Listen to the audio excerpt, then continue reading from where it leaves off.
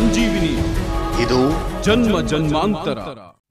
ಪ್ರೀತಿಯ ವೀಕ್ಷಕರೇ ನಮಸ್ಕಾರ. ಇದು ಆತ್ಮ ಸಂಜೀವಿನಿ ಕಾರ್ಯಕ್ರಮಕ್ಕೆ ತಮ್ಮೆಲ್ಲರಿಗೂ ಪ್ರೀತಿಯ ಸ್ವಾಗತ.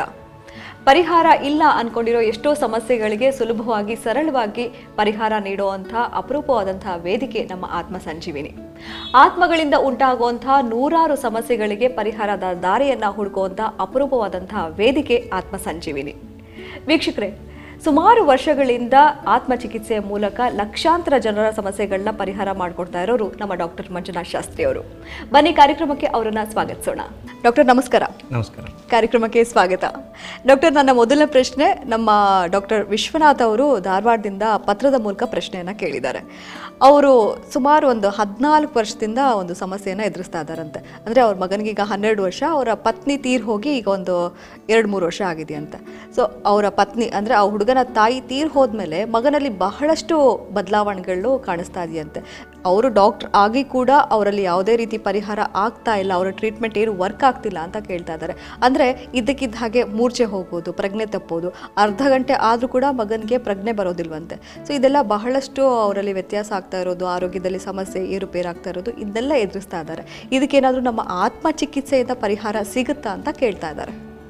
ಖಂಡಿತವಾಗಿ ಇಲ್ಲಿ ಏನಾಗ್ತಿದೆ, ಮಗು 14ನೇ ವಯಸ್ಸಿನ ಮಗು ಮೂರ್ಛೆ ಬಂದು ಬೀಳ್ತಿದೆ ಅಂದರೆ ಮೋಸ್ಟ್ ಪ್ರಾಬಬ್ಲಿ ನನಗೇನು ಅನ್ಸುತ್ತೆ ಅಂದರೆ ಅವನಿಗೆ ಊಟ ಸೇರ್ತಾ ಇಲ್ಲ ಇರ್ಬೋದು, ಅಥವಾ ಊಟ ಮಾಡಿದ್ದು ಅವನಿಗೆ ದೇಹಕ್ಕೆ ಶಕ್ತಿಯಾಗಿ ವರ್ಗಾವಣೆ ಆಗ್ತಿಲ್ಲ. ಎನರ್ಜಿ ಕನ್ವರ್ಷನ್ ಅಂತ ಹೇಳ್ತೀವಲ್ವಾ, ಅದು ಶಕ್ತಿಯಾಗಿ ಪರಿವರ್ತನೆ ಆಗ್ತಿಲ್ಲ. ಊಟ ಅಂದರೆ ಬ್ಲಡ್ ಡೆವಲಪ್ಮೆಂಟ್ ಆಗ್ತಿಲ್ಲ ದೇಹಕ್ಕೆ ಅಂತ ಅರ್ಥ. ಇದರಿಂದ ಏನಾಗುತ್ತೆ, ತಿಂದನ್ನ ದೇಹದಲ್ಲಿ ಇರ್ತಕ್ಕಂಥ ಆತ್ಮಗಳು ಅವುಗಳು ಅದನ್ನು ಉಪಯೋಗಿಸ್ಕೊಳ್ಳೋದ್ರಿಂದ ದೇಹಕ್ಕೆ ಊಟ ಮಾಡಿದ್ದು ಅವ್ರಿಗೆ ಎನರ್ಜಿ ಕನ್ವರ್ಷನ್ ಆಗದೆ ಇರೋವಾಗ ಏನಾಗುತ್ತೆ, ಕಂಪ್ಲೀಟ್ ನರ್ವ್ಸ್ ವೀಕ್ನೆಸ್ ಬಂದ್ಬಿಡುತ್ತೆ ಬಾಡಿಲಿ. ದೇಹದಲ್ಲಿ ಕಂಪ್ಲೀಟ್ ನರ್ವ್ಸ್ ವೀಕ್ನೆಸ್ ಬಂದು ಬ್ಲಡ್ ಸರ್ಕ್ಯುಲೇಷನ್ ಕಡಿಮೆ ಆಗಿ ಹೋಗ್ಬಿಡುತ್ತೆ. ಟೋ ಟು ಹೆಡ್, ಕಾಲಿಂದ ತಲೆ ತನಕ ರಕ್ತ ಸಂಚಲನ ಯಾವಾಗ ಕಡಿಮೆ ಆಗಿ ಸ್ಲೋ ಡೌನ್ ಆಗಿಬಿಡುತ್ತೆ, ಆವಾಗ ಈ ರೀತಿ ಕನ್ವರ್ಷನ್, ಈ ಮೂರ್ಛೆ ರೋಗ ಬರೋ ಸಾಧ್ಯತೆಗಳು ಹೆಚ್ಚಾಗಿರುತ್ತೆ. ಸೊ ಅದನ್ನು ಮೆಡಿಕಲಿ ಅವರು ಬ್ರೈನ್ ವೈಸ್ ಎಲ್ಲ ಚೆಕ್ ಮಾಡಿ ಬ್ರೈನ್ ನರ್ವ್ ಸಿಸ್ಟಮಲ್ಲಿ ಏನು ಪ್ರಾಬ್ಲಮ್ ಇಲ್ಲ ಅನ್ನೋದು ಕನ್ಫರ್ಮ್ ಆಗಿದ್ರೆ, ಬೇಂಗೆ ಡಾಕ್ಟರ್ ಅಂತೀರ ಅಂದಮೇಲೆ ಅವರೆಲ್ಲ ಚೆಕ್ ಮಾಡಿರ್ತಾರೆ. ಸೊ ಅಲ್ಲಿಗೆ ಅವ್ರಿಗೆ ಕಂಪ್ಲೀಟ್ ಹೋಲ್ ಬಾಡಿಯಲ್ಲೇ ನರ್ವ್ ಸಿಸ್ಟಮ್ ವೀಕ್ ಆಗಿರುತ್ತೆ. ಅದಕ್ಕೆ ಕಾರಣಗಳನ್ನು ನೋಡಬೇಕಿಲ್ಲಿ. ದೇಹದಲ್ಲಿ ಬೇರೆ ಯಾವುದೇ ಮೆಡಿಕಲ್ ಸಮಸ್ಯೆಗಳಲ್ಲಿ ಇದು ವರ್ಕೌಟ್ ಆಗಲಿಲ್ಲ ಅಂದಾಗ, ಯಾವ ಮೆಡಿಸಿನ್ ವರ್ಕ್ ಆಗಿಲ್ಲ ಅಂದಾಗ, ನಮ್ಮ ಆತ್ಮಚಿಕಿತ್ಸೆಯಲ್ಲಿ ಇದು ಖಂಡಿತವಾಗೂ ಪರಿಹಾರ ಸಿಗುತ್ತೆ. ಯಾಕೆ ಅಂದರೆ ಈ ರೀತಿಯಾಗಿ ಆತ್ಮಗಳಿಂದ ಏನು ಸಮಸ್ಯೆ ಆಗ್ತಾ ಇದ್ರೆ, ಅಥವಾ ದೇಹ ಅವ್ರ ಹೊಟ್ಟೆಗೆ ಏನಾದ್ರು ಮದ್ದು ಬಿದ್ದು ತಿಂದು ಅನ್ನ ಮೈಗೆ ಹತ್ತಾ ಇಲ್ಲ, ಅವ್ರೇನಾದ್ರು ಕಪ್ಪ ಆಗ್ತಾ ಇದ್ರೆ ಅಲ್ಲೇ ಸಿಂಪ್ಟಮ್ಸ್ಗಳು ಗೊತ್ತಾಗಿ ಹೋಗ್ಬಿಡುತ್ತೆ. ಅಂದ್ರೆ ಈಗ ಅವರು ಕೇಳ್ತಾ ಇರೋ ಪ್ರಶ್ನೆ ಅಂದ್ರೆ, ಅವರ ಹೆಂಡತಿ ಆಕ್ಸಿಡೆಂಟ್ ನಲ್ಲಿ ತೀರ್ ಹೋಗಿದ್ದಾರೆ. ಸೊ ಅವರ ತೀರ್ ಹೋದ್ಮೇಲೆ ಮಗನಲ್ಲಿ ಬಹಳಷ್ಟು ವ್ಯತ್ಯಾಸ, ಆರೋಗ್ಯದಲ್ಲಿ ಏರ್ಪೇರು ಅಂತ ಕೇಳ್ತಾ ಇದ್ದಾರೆ. ಸೊ ಇದಕ್ಕೇನಾದ್ರೂ ರಿಲೇಟ್ ಆಗುತ್ತಾ? ಮೋಸ್ಟ್ ಆಫ್ಲಿ ಆ ರೀತಿ ರಿಲೇಟ್ ಆಗೋದಿಲ್ಲ. ಈಗ ನನ್ನವರು, ಅವ್ರ ಸ್ವಂತದವರು, ತಾಯಿ ಆಗಿರ್ಬೋದು, ಅಜ್ಜ ಅಜ್ಜಿ ಆಗಿರ್ಬೋದು, ಅಣ್ಣ ತಮ್ಮ ಆಗಿರ್ಬೋದು, ಯಾರೇ ಆಗಲಿ ತಮ್ಮ ಸ್ವಂತದವರು ತಮ್ಮ ಸ್ವಂತದವರನ್ನೇ ಸಮಸ್ಯೆ ಮಾಡೋದಿಲ್ಲ. 199% ಸತ್ಯ ಅದು.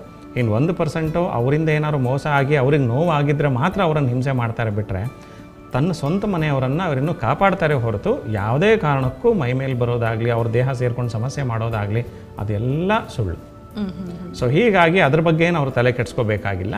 ಇವನಿಗೆ, ಆ ಮಗನಿಗೆ ಏನೋ ಸಪ್ರೇಟ್ ಆದ ಸಮಸ್ಯೆ ಇರುತ್ತೆ. ನಮ್ಮ ಆತ್ಮಚಿಕಿತ್ಸೆಯಲ್ಲಿ ಅದನ್ನು, ನಮ್ಮ ಆತ್ಮಕ್ಕೆ ಸಂಬಂಧಪಟ್ಟದ್ದು ಏನಾದರೂ ಇದ್ದಿದ್ದೇ ಆಗಿದ್ದರೆ ಖಂಡಿತವಾಗಿ ಅದನ್ನು ಸರಿಪಡಿಸ್ಬೋದು. ಈಗ ಅಲ್ಲಿ ಪ್ರೂವ್ ಆಗಿದೆ, ಮೆಡಿಕಲಿ ಏನೂ ಆಗ್ತಿಲ್ಲ ಅಂದಾಗ ಫೈನಲಿ ಅದು ನಮ್ಮ ರಿಲೇಟೆಡ್ ಇದ್ದೇ ಇರುತ್ತೆ.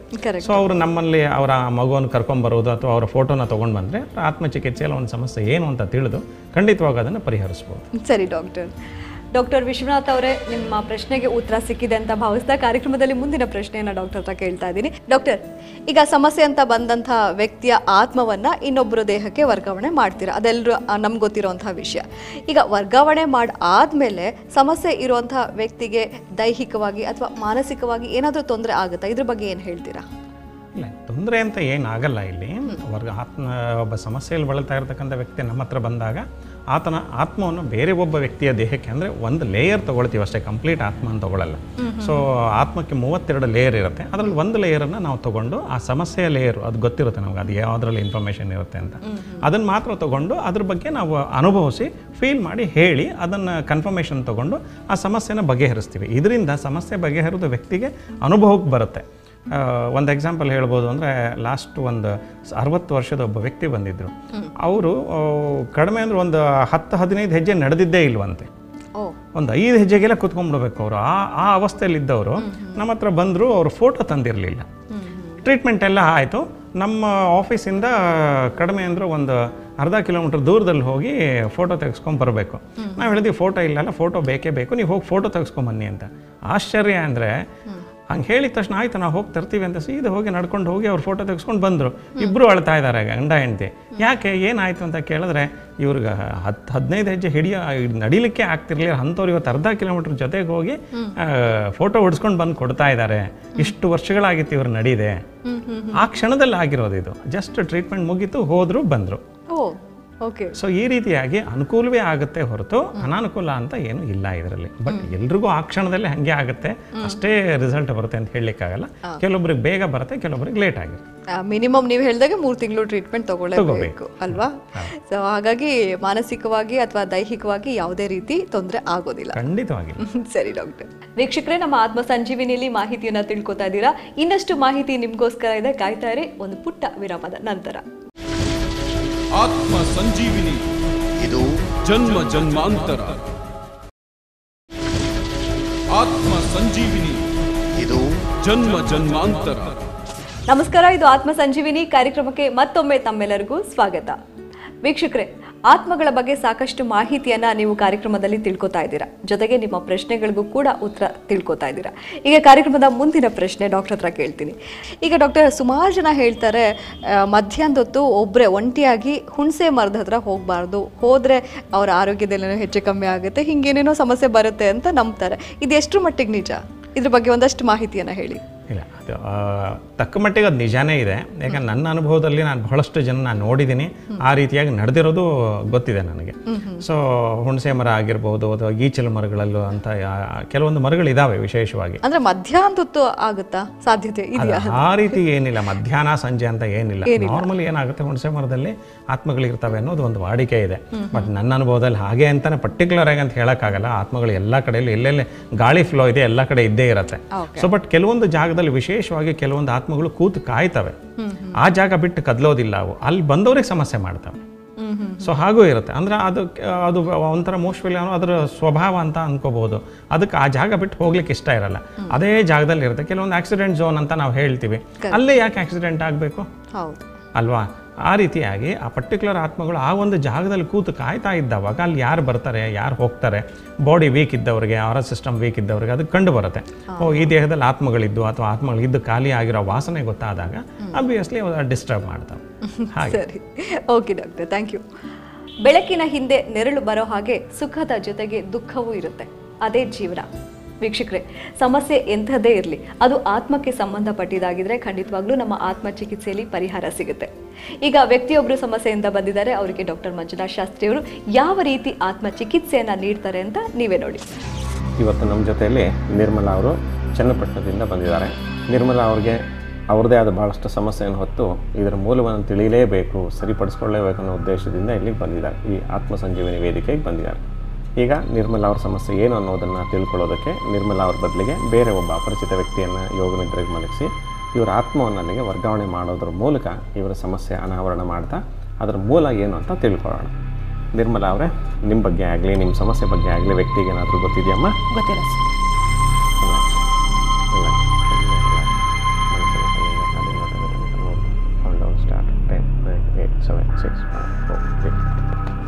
ನಿರ್ಮಲಾ ಆತ್ಮ ಇದೆ ಸೇರಿಸಿ ನೋಡು, ಕಂಪ್ಲೀಟಾಗಿ ಅನ್ಬೋದು ನೋಡು. ಒಳ್ಳೆ ಹಿಂದಿನ ಜನ್ಮ ಕನೆಕ್ಟ್ ಆಗಿದ್ದಾರೆ ಗುರುಗಳೇ ಅವರು. ಪಾಸ್ಟ್ ಲೈಫ್ ಕನೆಕ್ಟ್ ಆಗಿದೆ. ಹಿಂದಿನ ಜನ್ಮದಲ್ಲೂ ಹೆಣ್ಣೆ ಆಗಿದ್ರು ಇವರು. ಆದರೆ ಹಿಂದಿನ ಜನ್ಮದಲ್ಲಿ ಸಾಕಷ್ಟು ಸಮಸ್ಯೆಗಳನ್ನೇ ಅನುಭವಿಸಿದ್ದಾರೆ. ವಿಪರೀತವಾದಂಥ ಭಯ ಇದೆ ಇವಾಗ ಈ ಜನ್ಮದಲ್ಲಿ ಇವ್ರಿಗೆ. ವಿಪರೀತವಾದಂಥ ಭಯ, ಅಂಜಿಕೆ ಜಾಸ್ತಿ, ಮನಸ್ಸಲ್ಲಿ ತಳಮಳ ಜಾಸ್ತಿ. ಪತ್ರಗೊಡ್ತಾರೆ ಹಾಗೇನೆ, ಏನಾಗ್ಬಿಡುತ್ತೋ, ಯಾವಾಗಲೂ ಏನೋ ಒಂದು ನನಗೆ ಸಮಸ್ಯೆ ಆಗ್ಬಿಡುತ್ತೆ, ಯಾರೋ ಏನೋ ಸಮಸ್ಯೆ ಮಾಡಿಬಿಡ್ತಾರೆ ಅನ್ನೋ ಒಂದು ಮನಸ್ಥಿತಿ ಚೆನ್ನಾಗಿ ರೂಢಿಸ್ಕೊಂಡ್ಬಿಟ್ಟಿದ್ದಾರೆ ಗುರುಗಳೇ. ಬುದ್ಧಿ ಬಂದಾಗಿಂದ ಇದು ಚೆನ್ನಾಗಿ ರೂಢ್ಕೊಂಡ್ಬಿಟ್ಟಿದೆ ಗುರುಗಳೇ. ಇದ್ರದ್ದು ಅಂಶ ಬಂದು ಹಿಂದಿನ ಜನ್ಮದಿಂದ ಬಂದಿರೋದು ಗುರುಗಳೇ. ಯಾಕಂದರೆ ಹಿಂದಿನ ಜನ್ಮದಲ್ಲಿ ಮನೆ ಕೆಲಸ ಮಾಡ್ಕೊಂಡಿದ್ರು, ಇಬ್ಬರು ಮದುವೆ ಆಗಿ ಮನೆ ಕೆಲಸ ಮಾಡ್ಕೊಂಡಿದ್ರು. ಬಟ್ ಅಲ್ಲಿ ಆ ಮನೆಯಲ್ಲಿ ಸಾಕಷ್ಟು ಸಮಸ್ಯೆಗಳನ್ನ ಅನುಭವಿಸಿದ್ದಾರೆ, ಕಿರುಕುಳ ಅನುಭವಿಸಿದ್ದಾರೆ, ಚಿತ್ರಹಿಂಸೆ ಅನುಭವಿಸಿದ್ದಾರೆ. ಅವ್ರ ಮನೆಯವ್ರು ಸರಿಯಾಗಿ ನೋಡ್ಕೋತಾ ಇರಲಿಲ್ಲ, ತುಂಬ ಅವಶ್ಯವಾಗಿ ಬೈಯೋರು, ಮತ್ತು ತುಂಬ ಥಳಿಸೋರು, ಹೊಡೆಯೋರು, ಬಡಿಯೋರು, ನಿದ್ದೆ ಮಾಡೋಕ್ಕೂ ಬಿಡ್ತಾ ಇರಲಿಲ್ಲ, ಊಟ ತಿಂಡಿ ಮಾಡೋಕ್ಕೆ ಬಿಡ್ತಾ ಇರಲಿಲ್ಲ, ನಿಶಕ್ತಿತನ ಜಾಸ್ತಿ ಇತ್ತು, ನರ ದೌರ್ಬಲ್ಯತೆ ಜಾಸ್ತಿ ಇತ್ತು. ಅಲ್ಲಿ ಯಾವುದೇ ರೀತಿಯಾದಂಥ ಸುಖದ ದಿನಗಳನ್ನು ನೋಡಿರಲಿಲ್ಲ. ಬರೀ ಕಷ್ಟದ ದಿನಗಳನ್ನೇ ನೋಡಿ ಅದೇ ಇದರಲ್ಲಿ ಗುಂಗಲ್ಲಿ ಸಾವನ್ನಪ್ಪಿದ್ರು. ಆತ್ಮಹತ್ಯೆ ಆಗಿತ್ತು ಅವ್ರಿಗೆ. ಯಾಕೆಂದರೆ ಅತ್ತೆ ಮನೆ ಕಡೆ ತಿರ್ಗಿ ಇನ್ನೊಂದು ಮದುವೆ ಮಾಡುವಂಥ ಉದ್ದೇಶ ಬಂತು. ಅದನ್ನೆಲ್ಲ ರಿವೋಲ್ಟ್ ಮಾಡೋಕ್ಕೂ ಆಗದೆ, ಅನುಭವಿಸೋಕ್ಕೂ ಆಗದೆ, ಚಿತ್ರಹಿಂಸೆ ಅನುಭವಿಸೋಕ್ಕೂ ಆಗದೆ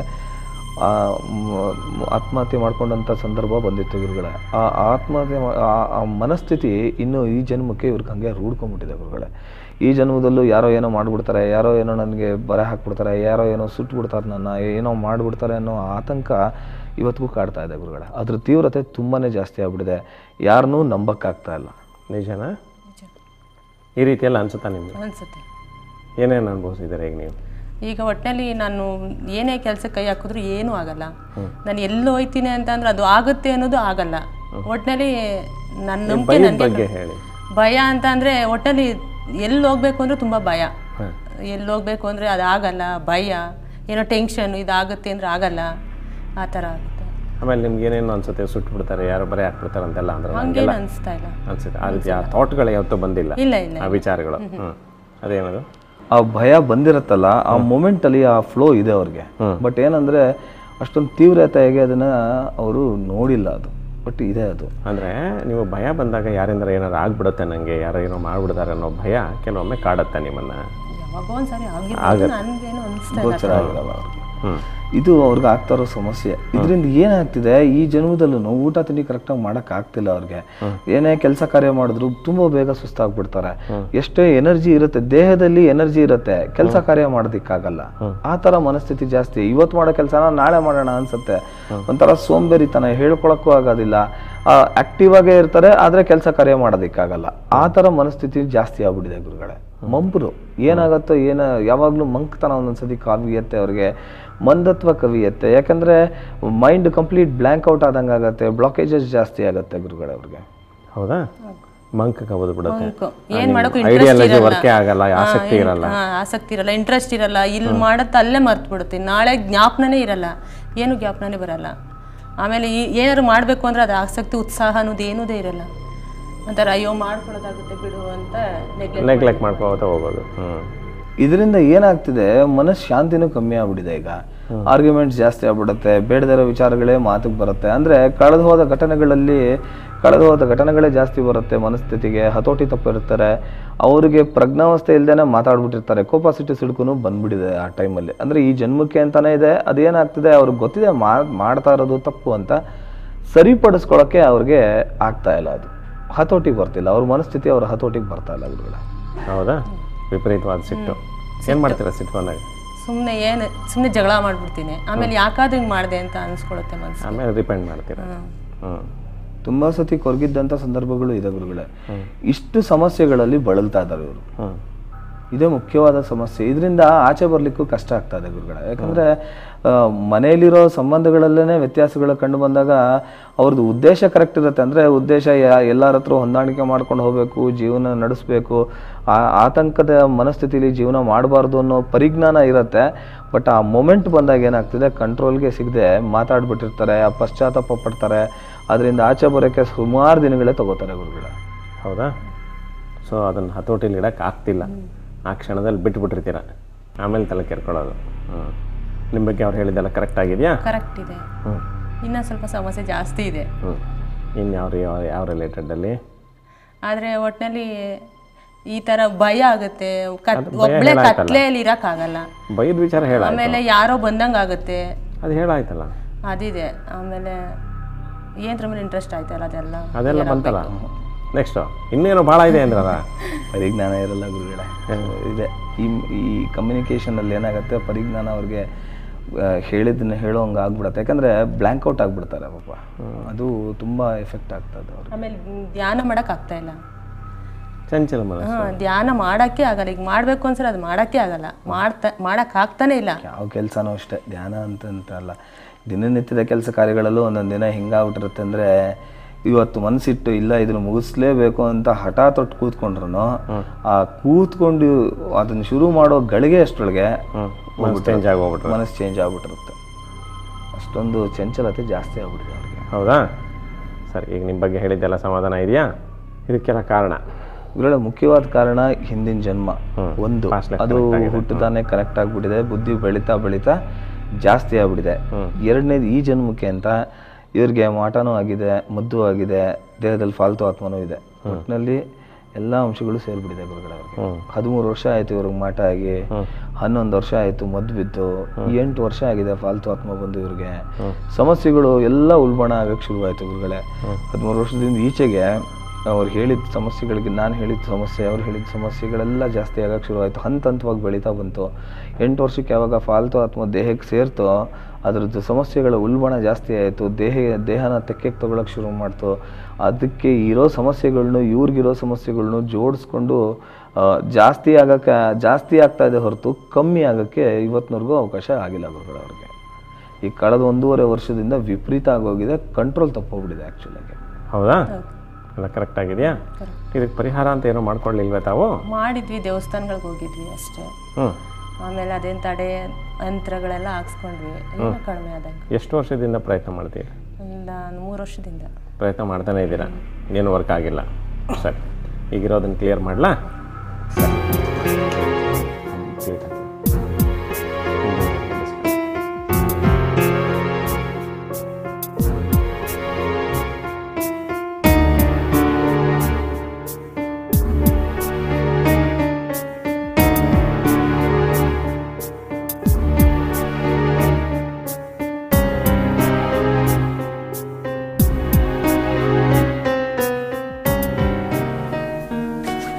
ನಿರ್ಮಲಾ, ಈಗ ನಿಮ್ಮ ಹಿಂದಿನ ಜನ್ಮ ಡಿಸ್ಕನೆಕ್ಟ್ ಆಗಿದೆ, ದೇಹದಲ್ಲಿರೋ ಆತ್ಮನೂ ಕ್ಲಿಯರ್ ಆಗಿದೆ, ಹೊಟ್ಟೆಗೆ ಹಾಕಿರೋ ಮದ್ದು ಒಂದು ಲೆವೆಲ್ಗಳಿದೆ, ಫಾಲ್ತು ಆತ್ಮನೂ ಕ್ಲಿಯರ್ ಆಗಿದೆ. ಇದರಿಂದ 15 ದಿವಸದಲ್ಲಿ ನಿಮಗೆ ಒಂದು 10ರಿಂದ 20% ರಿಸಲ್ಟ್ ಸಿಗುತ್ತೆ. ಅಂದರೆ ಭಯ ಕಡಿಮೆ ಆಗೋದು, ತಿಂದನ್ನ ಮೈ ಹತ್ತೋದು, ಸುಸ್ತು ಆಸೆ ಕಡಿಮೆ ಆಗೋದು, ಸಿಡುಕು ಇಳಿಯೋದು, ರಾತ್ರಿ ನಿದ್ದೆ ಬರೋದು ಆಗುತ್ತೆ. ಓವರಾಲ್ 15 ದಿವಸದಲ್ಲಿ ಒಂದು 10ರಿಂದ 20% ರಿಸಲ್ಟ್ ಬರುತ್ತೆ. ಮಧ್ಯೆ ಒಂಚೂರು ಸಮಸ್ಯೆ ಹೆಚ್ಚಾಗೋದು, ಕಡಿಮೆ ಆಗೋದು, ಏರುಪೇರು ಇರುತ್ತೆ. ಗಾಬರಿ ಬೀಳೋದು ಬೇಡ. ಧ್ಯಾನ ಚೆನ್ನಾಗಿ ಮಾಡಲೇಬೇಕು ಬೆಳಗ್ಗೆ ಮತ್ತು ಸಂಜೆ. ಈ ಸಮಸ್ಯೆ ಹಳೆಯದಾದ್ದರಿಂದ ಪ್ರತಿ 15 ದಿವಸಕ್ಕೆ ಆಫೀಸಿಗೆ 3 ತಿಂಗಳು ಬಂದು ಈ ಟ್ರೀಟ್ಮೆಂಟನ್ನು ಕಂಟಿನ್ಯೂ ಮಾಡಬೇಕು. ನಮ್ಮ ಜ್ಞಾನಕ್ಕೂ ಮಿಗಿಲಾದಂತಹ ಸತ್ಯಗಳು ಜಗತ್ತಿನಾದ್ಯಂತ ಬೇಕಾದಷ್ಟಿದೆ. ನಮಗೆ ಗೊತ್ತಿರೋದಷ್ಟೇ ಸತ್ಯ ಅಲ್ಲ. ವೀಕ್ಷಕರೇ, ಕಾರ್ಯಕ್ರಮದಲ್ಲಿ ಒಂದು ಪುಟ್ಟ ವಿರಾಮದ ನಂತರ ನೀವು ಭೇಟಿಯಾಗೋಣ. ಆತ್ಮ ಸಂಜೀವಿನಿ, ಇದು ಜನ್ಮ ಜನ್ಮಾಂತರ. ಆತ್ಮ ಸಂಜೀವಿನಿ, ಇದು ಜನ್ಮ ಜನ್ಮಾಂತರ. ನೋಡಿದ್ರಲ್ಲ, ನೊಂದವ್ರಿಗೆ ಯಾವ ರೀತಿ ಅವರ ಸಮಸ್ಯೆ ಅರ್ಥ ಆಯಿತು, ಅವರ ಕಷ್ಟಗಳೇನು ಅಂತ ಅವರೇ ನೇರವಾಗಿ ತಿಳ್ಕೊಂಡ್ರು. ಅದಕ್ಕೆ ಪರಿಹಾರ ಕೂಡ ಅದಕ್ಕೆ ಪಡ್ಕೋತಾ ಇದ್ದಾರೆ, ಉತ್ತರ ಕೂಡ ಅವರಿಗೆ ಸಿಕ್ಕಿದೆ. ಈಗ ಡಾಕ್ಟರ್, ಇದು ಅಲ್ಲದೆ ನಿಮ್ಮ ಕ್ಲಿನಿಕ್ಕಿಗೆ ಬರುವಂತಹ ವ್ಯಕ್ತಿಗಳು ಅವರ ಸಮಸ್ಯೆಗಳು ವಿಭಿನ್ನವಾಗಿ ವಿಚಿತ್ರವಾಗಿರುತ್ತೆ. ಅಂಥ ಸಮಸ್ಯೆಗಳು ನಮಗೆ ಗೊತ್ತಿರೋದಿಲ್ಲ. ಅಂಥ ಒಂದು ಘಟನೆನ ಇವತ್ತು ಏನು ಹೇಳ್ತೀರಾ, ಯಾವ್ದು ಹೇಳ್ತೀರಾ ಇವತ್ತು? ಈಗ ಬಹಳಷ್ಟು ಸಮಸ್ಯೆಗಳಲ್ಲಿ ನಾವು ಟಿ ವಿಯಲ್ಲಿ ತೋರಿಸ್ಲಿಕ್ಕೆ ಆಗದ ಇರತಕ್ಕಂಥದ್ರಲ್ಲಿ ಒಂದು ಅಂದರೆ ಈ ಕಟ್ಟು ಅಂತ ಹಾಕ್ತಾರೆ. ಮಾಟದಲ್ಲಿ ಒಂದು ಕಟ್ಟು ಅಂತ ಹಾಕ್ತಾರೆ. ಅಂದರೆ ಫಾರ್ ಎಕ್ಸಾಂಪಲ್ ಒಂದು ದಾರ ತಗೊಂಡು ಕೈಯನ್ನು ಹೀಗೆ ಮಡಚಿ ಹಿಂಗೆ ಕಟ್ಟು ಹಾಕ್ಬಿಟ್ರೆ ಈ ಕೈ ಹಿಂಗೆ ಬಿಚ್ಚಲಿಕ್ಕೆ ಆಗಲ್ವೋ, ಅದೇ ರೀತಿ ಕಟ್ಟು ಅಂತ ಹಾಕ್ತಾರೆ. ಕೆಲವೊಬ್ಬರಿಗೆ ಈ ಸೊಂಟದಿಂದ ಕೆಳಗಡೆಗೆ ಕಟ್ಟು ಹಾಕ್ಬಿಟ್ರೆ ಅವ್ರಿಗೇನಾಗುತ್ತೆ, ಸೊಂಟದಿಂದ ಕೆಳಗಡೆಗೆ ಕಾಲಕ್ರಮೇಣ ಹಾಕಿ ಒಂದು 3-4 ವರ್ಷ ಆಗ್ತಿದ್ದಂಗೆ ಅಥವಾ 1-2 ವರ್ಷದಲ್ಲೇ ಕೆಲವೊಬ್ಬರಿಗೆ ಅವ್ರ ದೇಹದ ವಿಲ್ ಪವರ್ ಮೇಲೆ ಡಿಪೆಂಡು, ಆ ಸೊಂಟದಿಂದ ಕೆಳಗಡೆ ಅವ್ರಿಗೆ ನಿಸ್ತೇಜ ಆಗ್ತಾ ಬಂದ್ಬಿಡುತ್ತೆ.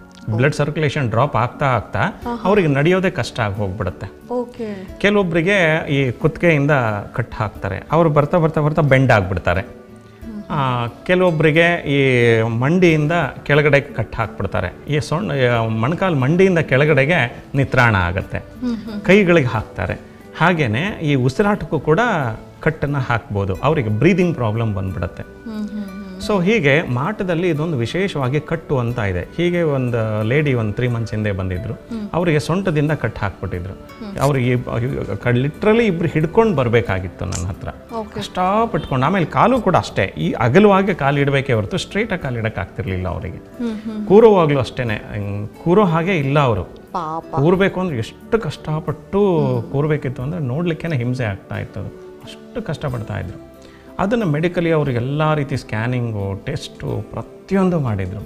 ಏನು ಮಾಡಿದ್ರು ಅದಕ್ಕೆ ಆಪ್ರೇಷನ್ ಕೂಡ ಮಾಡಿಸಿದ್ರು. ಆಪ್ರೇಷನ್ ಮಾಡಿದ್ರು ಕೂಡ ಅದು ಸಾಲ್ವ್ ಆಗಲಿಲ್ಲ. ಕೊನೆಗೆ ನಾವು ಅದನ್ನು ಆತ್ಮಚಿಕಿತ್ಸೆಯಲ್ಲಿ ಒಳಪಡಿಸಿ ನೋಡಿದಾಗ ನಮಗೆ ಗೊತ್ತಾಗಿದ್ದು ಅದಕ್ಕೆ ಕಟ್ ಹಾಕಿದ್ದಾರೆ ಸೊಂಟದಿಂದ ಕೆಳಗಡೆಗೆ ಮಧ್ಯಭಾಗದಲ್ಲಿ. ಸ್ಪೈನಲ್ ಕಾರ್ಡ್ ಲಾಸ್ಟ್ ಪಾಯಿಂಟ್ ಇರುತ್ತಲ್ಲ, ಟೇಲ್ ಪಾಯಿಂಟು, ಆ ಜಾಗದಿಂದ ಸೊಂಟಕ್ಕೆ ಕಟ್ಟು ಹಾಕಿರೋದ್ರಿಂದ ಅದು ಮಡ್ಚ್ಕೊಳ್ಳಿಕ್ಕೆ ಆಗದೇ ಇರೋ ರೂಪದಲ್ಲಿ ಹಾಕಿದ್ದಾರೆ ಅದನ್ನು. ಅದು ಬೆಂಡ್ ಆಗ್ತಿಲ್ಲ, ಕೂರ್ಲಿಕ್ಕೆ ಆಗ್ತಿ ಮಡ್ಚ್ಕೊಂಡು ಕೂರ್ಲಿಕ್ಕೆ ಆಗ್ತಿಲ್ಲ. ಸೊ ಅದನ್ನು ನಾವು ಕ್ಲಿಯರ್ ಮಾಡಿದ ತಕ್ಷಣ ಆಶ್ಚರ್ಯಕರ ರೀತಿಯಲ್ಲಿ ಸೆಕೆಂಡ್ ಸೆಷನ್ಗೆಲ್ಲ ಅವರು ಒಬ್ಬರೇ ನಡ್ಕೊಂಡು ಬಂದಿದ್ರು. ಸೊ ನಮಗೆ ನಿಜವಾಗ್ಲೂ ಖುಷಿ ಆಗೋಯ್ತು. ಹಾಗೆ ಅವ್ರಿಗೆ 3 months ಕಂಟಿನ್ಯೂಷನ್ ಟ್ರೀಟ್ಮೆಂಟ್ ಕೊಟ್ಟಮೇಲೆ ಅವ್ರಿಗೆ ತುಂಬ ಚೆನ್ನಾಗಿ ಆಗಿದ್ದಾರೆ. ಸೊ ಹಾಗೆ ಈ ಕಟ್ಟು ಅನ್ನೋದು ದಾರದಲ್ಲಿ ಹಗ್ಗದಲ್ಲಿ ಕಟ್ಟು ಹಾಕಿ ಒಬ್ಬ ವ್ಯಕ್ತಿನ ಹೇಗೆ ಮುದುಡ್ಬೋದು, ಹಾಗೆ ಈ ಮಾಟದಲ್ಲಿ ಆ ಕಟ್ಟು ಅಂತ ಹಾಕ್ಬೋದು. ಮದುವೆ ಕೂಡ ಕಂಕಣ ಕಟ್ಟು ಅಂತ ಹಾಕ್ತಾರೆ. ಎಷ್ಟೇ ತಿಪ್ಪರ್ಲಾಗಿ ಹೊಡೆದ್ರು ಮದುವೆ ಆಗಲ್ಲ. ಎಷ್ಟೋ ಅಲಯನ್ಸ್ ಬರ್ತವೆ, ನೋಡ್ಕೋತಾರೆ, ಹೋಗ್ತಾರೆ, ಸಿಲ್ಲಿ ಕಾರಣಕ್ಕೆಲ್ಲ ಡಿಸ್ಕನೆಕ್ಟ್ ಆಗ್ತಿರುತ್ತೆ, ಸಂಬಂಧಗಳು ಕೆಟ್ಟು ಹೋಗ್ತಾ ಇರುತ್ತೆ. ಸೊ ಈ ಕಟ್ಟು ಅನ್ನೋದು ಬಹಳ ವಿಶೇಷವಾದ್ದು ಆತ್ಮಚಿಕಿತ್ಸೆಯಲ್ಲಿ. ಅದು ಹಾಕಿದಾರೋ ಇಲ್ಲೋ ಅನ್ನೋದನ್ನು ತಿಳ್ಕೊಂಡು ಅದನ್ನು ತೆಗೆಯೋದ್ರಿಂದ ರಿಸಲ್ಟ್ ತುಂಬ ಚೆನ್ನಾಗಿ ಬರುತ್ತೆ. ಸರಿ ಡಾಕ್ಟರ್, ಒಟ್ಟಿನಲ್ಲಿ ಅವ್ರೀಗ ಆರಾಮಾಗಿ ನಡೆಯೋಕ್ಕೆ ಆಯ್ತಲ್ಲ, ಅದು ಸಂತೋಷದ ವಿಚಾರ ಅಲ್ಲ. ಇವತ್ತಿನ ಸಂಚಿಕೆಯಲ್ಲಿ ನಮಗೆ ಹುಣಸೆ ಮರದ ಕೆಳಗೆ ಹೋದರೆ ಯಾವ ಥರ ಸಮಸ್ಯೆ ಆಗುತ್ತೆ, ಹಾಗೆ ಈ ಕಟ್ಟು ಇದ್ರ ಬಗ್ಗೆ ಕೂಡ ಸಾಕಷ್ಟು ಮಾಹಿತಿಯನ್ನು ನೀಡಿದ್ದೀರಾ. ಧನ್ಯವಾದಗಳು. ನಮಸ್ಕಾರ. ವೀಕ್ಷಕರೇ, ನೋಡಿದ್ರಲ್ಲ, ಕೇಳಿದ್ರಲ್ಲ, ನಿಮಗೆ ಗೊತ್ತಿಲ್ಲದಿರೋ ವಿಚಾರಗಳು ಸಾಕಷ್ಟು ಇತ್ತು ಅಲ್ವಾ? ಅದರಲ್ಲಿ ಕೆಲವು ವಿಚಾರಗಳನ್ನ ಇವತ್ತಿನ ಸಂಚಿಕೆಯಲ್ಲಿ ನೀವು ತಿಳ್ಕೊಂಡಿದ್ದೀರಾ, ನಾನು ಕೂಡ ತಿಳ್ಕೊಂಡಿದ್ದೀನಿ. ಹಾಗೆ ನಿಮಗೆ ಸಮಸ್ಯೆ ಇದ್ದರೆ ನೇರವಾಗಿ ಡಾಕ್ಟರ್ ಮಂಜುನಾಥ್ ಶಾಸ್ತ್ರಿ ಅವ್ರನ್ನ ಭೇಟಿಯಾಗ್ಬೋದು. ಭೇಟಿಯಾಗೋಕ್ಕಿಂತ ಮುಂಚೆ ಅಪಾಯಿಂಟ್ಮೆಂಟ್ ತೊಗೋಬೇಕಾಗುತ್ತೆ.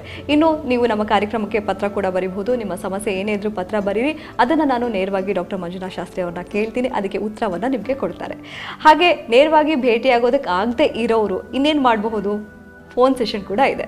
ಹೌದು ವೀಕ್ಷಕರೇ, ಫೋನ್ ಮಾಡಿ ಅಪಾಯಿಂಟ್ಮೆಂಟ್ ತೊಗೊಂಡು ನಿಮ್ಮ ಸಮಸ್ಯೆ ಏನು ಅಂತ ಡಾಕ್ಟ್ರೇ ಹೇಳ್ತಾರೆ, ಅದಕ್ಕೆ ಪರಿಹಾರವನ್ನು ಕೂಡ ನಿಮಗೆ ಫೋನ್ ಮೂಲಕನೇ ನೀಡ್ತಾರೆ. ಗೊತ್ತಾಯ್ತಲ್ಲ? ಹಾಗಾದರೆ ಮುಂದಿನ ಸಂಚಿಕೆಯಲ್ಲಿ ನಾವು ನೀವು ಭೇಟಿಯಾಗೋಣ. ಅಲ್ಲಿವರೆಗೂ ನಮಸ್ಕಾರ. ಈ ಕಾರ್ಯಕ್ರಮದಲ್ಲಿ ಭಾಗವಹಿಸಲು ಸಂಪರ್ಕಿಸಿ. ನಂಬರ್ 470, 13ನೇ A ಕ್ರಾಸ್, 8ನೇ ಮುಖ್ಯ ರಸ್ತೆ, Vyalikaval, Malleshwaram, Bengaluru 560003.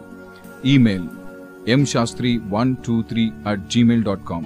Website www.mshastri.in.